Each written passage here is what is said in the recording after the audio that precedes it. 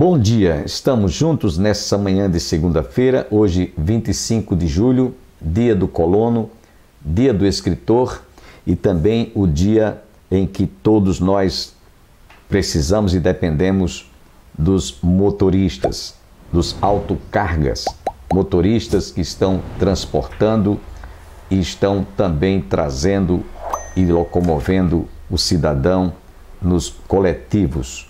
Parabéns a todos os motoristas.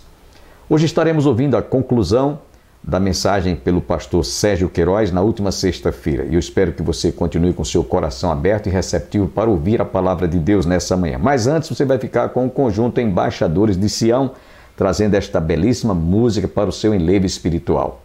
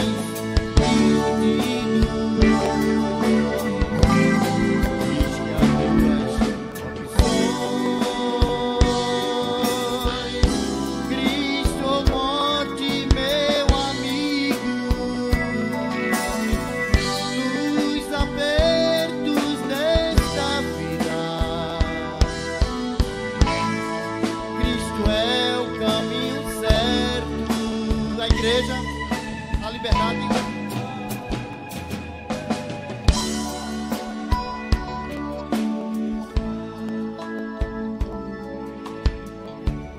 Lindo para Jesus. Se queres paz, é só crer no Senhor. Em meu Jesus, em meu Jesus, crer em Jesus.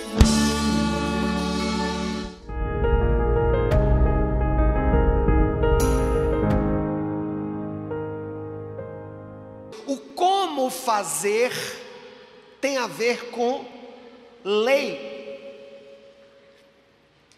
As leis de Deus nos foram dadas na criação sem nenhum código, sem nada escrito. Por quê? Porque as leis de Deus tinham sido esculpidas no coração, no DNA. O que é o pecado? O pecado foi uma desobediência normativa. Na hora que o ser humano peca, ele desobedece a uma lei criacional. E a desobediência a uma lei criacional transtornou toda a criação. Não destruiu a criação, mas transtornou. Tornou a criação sujeita e susceptível aos danos decorrentes da transgressão à lei. Então vamos lá. Vamos pensar 4 níveis de transgressão que aconteceram ali nas relações humanas. Vamos lá. 4 tipos de lei foram transgredidas. Primeira, a lei espiritual que regia o relacionamento do homem com Deus. A lei da relação homem-Deus, criatura-criador. Na hora que o homem peca, o que é que Deus diz? Quem foi que pecou? Quem foi que comeu do fruto? Perguntou a quem devia, né? Por que comeste o fruto? A mulher disse, a mulher disse, foi a serpente. E ao perguntar ao homem, foi a mulher que tu me deste. A primeira consequência foi a vergonha de se estar na presença de Deus. Por isso eles se esconderam. Esta lei foi quebrada. Esse relacionamento foi quebrado. Mas houve um segundo, quando o homem disse, tive medo. Nós vemos pela primeira vez um sentimento.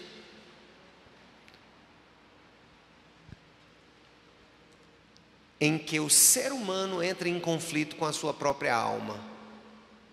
Morte psicológica. Todos nós somos doentes.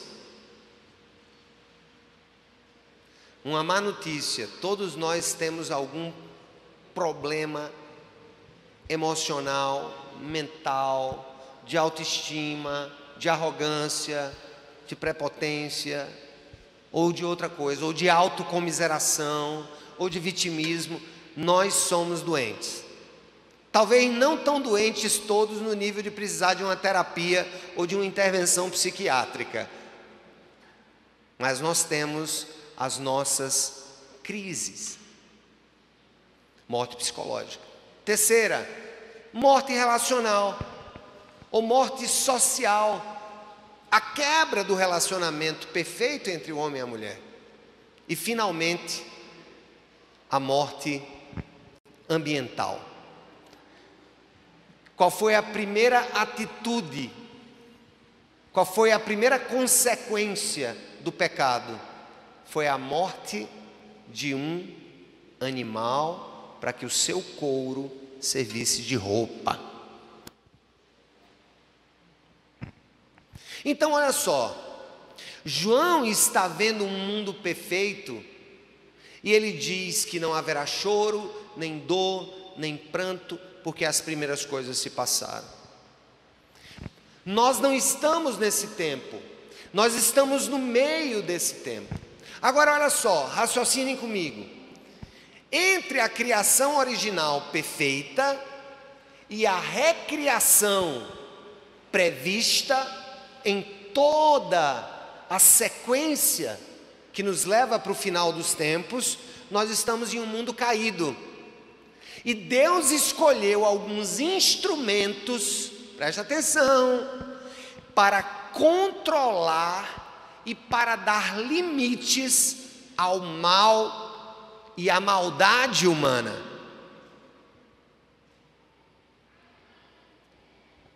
Observem que eu estava entrando e o pastor estava falando dos magistrados que devem punir os que cometem o mal, que devem honrar os que praticam o bem.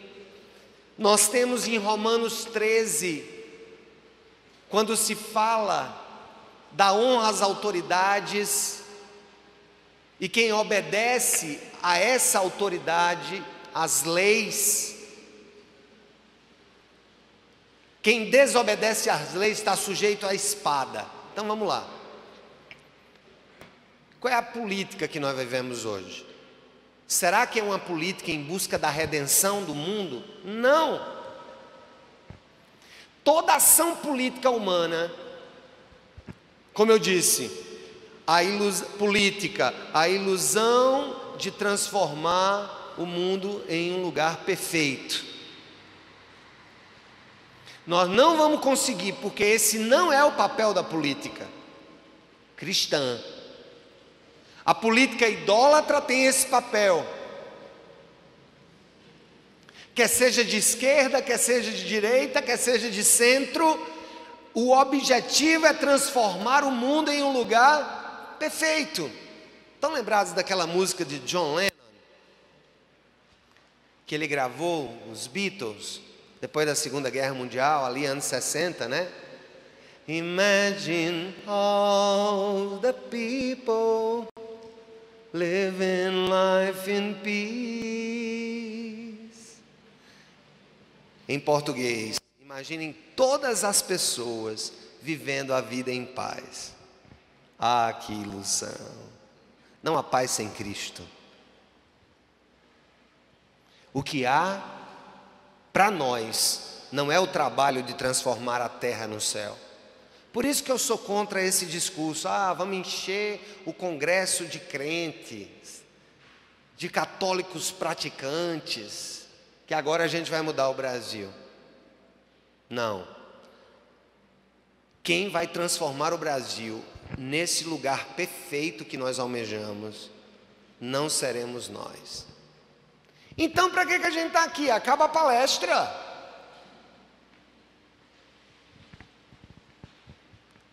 Ser político cristão é incorporar as qualidades do sal e da luz.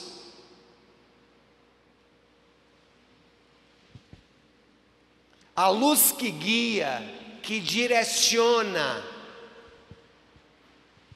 como um farol que brilha à noite, como fonte sobre as águas, como abrigo no deserto, como flecha que acerta o alvo.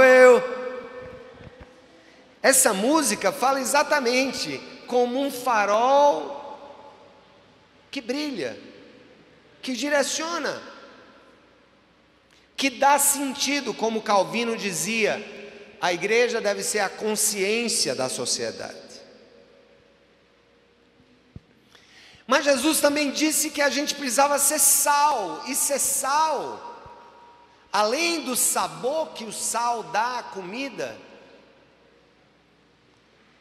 um sal insípido, como Jesus fala, é um sal que perdeu também a sua capacidade de conservação. Como assim, pastor? Olha só, nos tempos de Jesus não tinha geladeira. A única maneira de preservar comidas perecíveis como a carne, como a caça, era tacando sal em cima. E o que é que o sal fazia? O sal não impedia que a carne apodrecesse. Assim como a carne de sol dura mais tempo fora da geladeira, mas apodrece no final se você deixar ela fora da geladeira.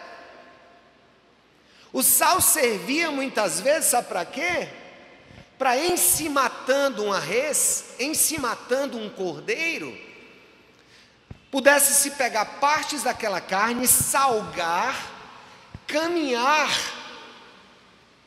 algum tempo, e aquela carne não apodrecer por algum tempo. Política cristã não é o impedimento do apodrecimento da sociedade, porque este vai acontecer para que Jesus volte.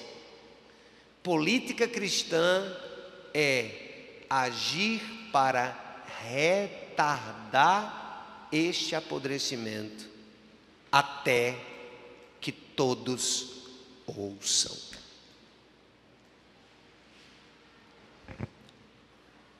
O tema da palestra, que para mim foi mais um mote, eu já vou encerrar aqui, ele nos fala sobre o papel do cidadão e do Estado na sociedade. Esse aqui. Diante de tudo isso que nós vimos a partir de um prisma cristão, qual é o nosso papel de cidadão na sociedade? Primeiro, entender, meu papel como cidadão, entender que eu tenho liberdades dadas por Deus, que o Estado não é maior do que eu, que Deus me deu a sua imagem e semelhança, que Deus colocou sobre mim a sua dignidade, e como representante de Deus, as pessoas são mais importantes do que o Estado.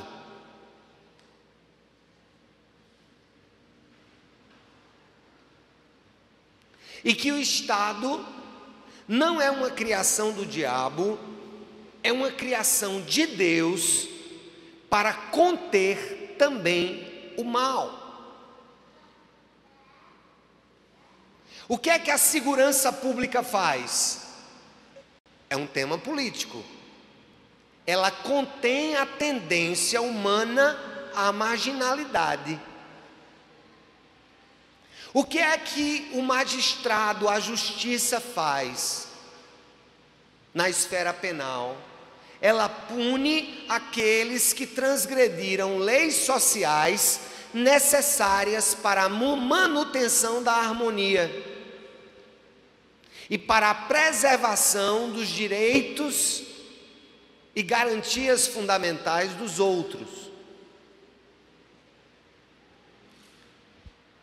Nós, na perspectiva cristã, devemos entender que o Estado não pode ser maior do que nós, mas nós precisamos entender que o Estado é necessário para que a palavra nós exista. Se não houvesse Estado, enquanto Cristo não voltar, e Ele mesmo está no meio de nós, aí eu não vou precisar de magistrado. Se o magistrado é aquele que distribui a justiça, para que magistrado se o próprio justo estará no nosso meio e toda a nossa consciência será refeita na condição de novo homem, de nova mulher, de nova e total vida em Cristo Jesus. Não haverá sentido. Agora, pastor, e o Estado, ele precisa existir? Precisa, porque o Estado serve para conter o mal e distribuir bens sociais.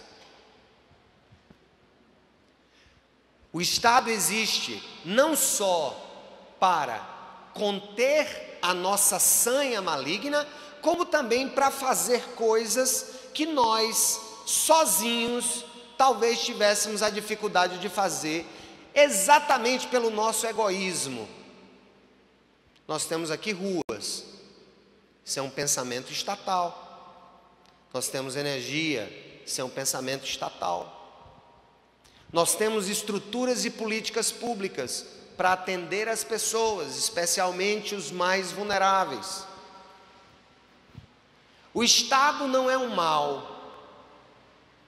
O Estado é uma necessidade para a contenção do mal. Agora, ele pode se transtornar e tornar-se um mal em si mesmo. Quando? Quando ele se agiganta sobre o cidadão. Quando ele quer tirar a educação dos nossos filhos. Quando ele quer dizer quando as nossas igrejas abrem ou fecham. Quando ele quer determinar se nós somos obrigados a fazer alguma coisa que a nossa consciência objeta. Quando ele nos obriga a negar os nossos princípios. Quando ele nos tributa de tal maneira que confisca a nossa própria sobrevivência. Quando ele é injusto na aplicação da espada da justiça. Não tem coisa pior do que balança desonesta. E a justiça é uma balança. Quando se usam 2 pesos e 2 medidas, a depender de quem está sendo ali julgado, se é pobre, negro e analfabeto, ou se é pobre, branco e analfabeto, ou se é rico. Eu tenho tido a percepção que a justiça brasileira só funciona para quem tem dinheiro. Quando nós fundamos o projeto Cidade Viva, para trabalhar com várias áreas de transformação social, educacional, tecnológica e tudo mais, nós criamos um projeto de advocacia voluntária nos presídios de João Pessoa. E começamos a perceber que tinha muita gente presa, já tendo cumprido a pena. Tinha muita gente presa que tinha direito à progressão do regime, do fechado para o semiaberto. E quando você olhava para o processo e perguntava assim, mas por que esse cara está preso ainda? Ou por que esse cara está no regime fechado, quando já poderia estar no semiaberto trabalhando? Ah, porque tem muito processo, a defensoria pública não consegue despachar tudo, tem pouco juiz. Nós caímos para dentro com advogados voluntários, com estagiários de direito, começamos a analisar processo, fazer, gente, às vezes petição de 2 parágrafos, citando o nome do paciente, do réu, o artigo do crime, o tempo de pena e um pedido de soltura, um pedido de progressão, de regime.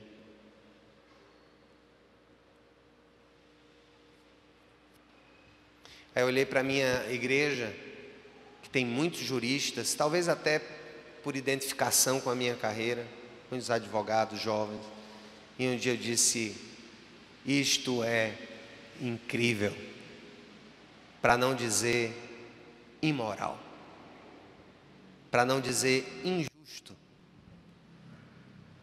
Nós temos os instrumentos para fazer o bem e não fazemos, por displicência, por falta de prioridade.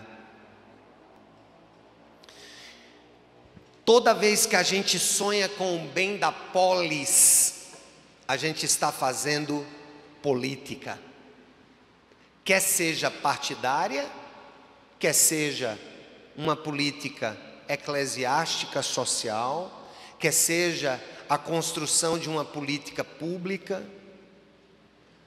quer seja a política do cotidiano, quando uma igreja se envolve com um bairro da cidade ou com uma comunidade que precisa de certas atenções. A política é algo voltado para o bem comum. E haverá política para o bem comum, para consertar o que está errado, até Jesus voltar. Resumo: só existe retorno às primeiras coisas, aliás, chegada no mundo perfeito através do próprio Messias. Isso não deve ser, segundo ponto, razão para que nós deixemos de atuar politicamente para retardar o mal que há no mundo. Terceiro, toda política partidária humana tem traços de idolatria, porque lança sobre o homem ou sobre um modelo econômico a esperança de um povo. E a nossa esperança e o nosso socorro vem do Senhor, que fez os céus e a terra. E não é porque tudo isso acontece que nós vamos cruzar os braços, sentar numa cadeira, esperar que Jesus volte e deixar que o mundo apodreça sem a nossa mínima intervenção. O nosso papel na sociedade é o papel de ser luz, ser sal e ser livre. E o papel do Estado é conter o mal que existe em um mundo que nem sempre é luz, nem sempre é sal e nem sempre é livre. O Estado, portanto, é uma força fora de nós para conter-nos, já que todo ser humano é pecador. O Estado não é o remédio para as dores do mundo, mas o Estado é o balão de oxigênio que Deus usa para continuar nos dando as mínimas condições de vida social até que Ele volte. Muito obrigado, louvado seja o nome do Senhor. Espero que você tenha sido profundamente enriquecido e abençoado através de todo este programa. Desejo a todos um dia abençoado, uma semana debaixo das bênçãos do Pai, do Filho e do Espírito Santo, e até amanhã, se Deus assim nos permitir. Amém.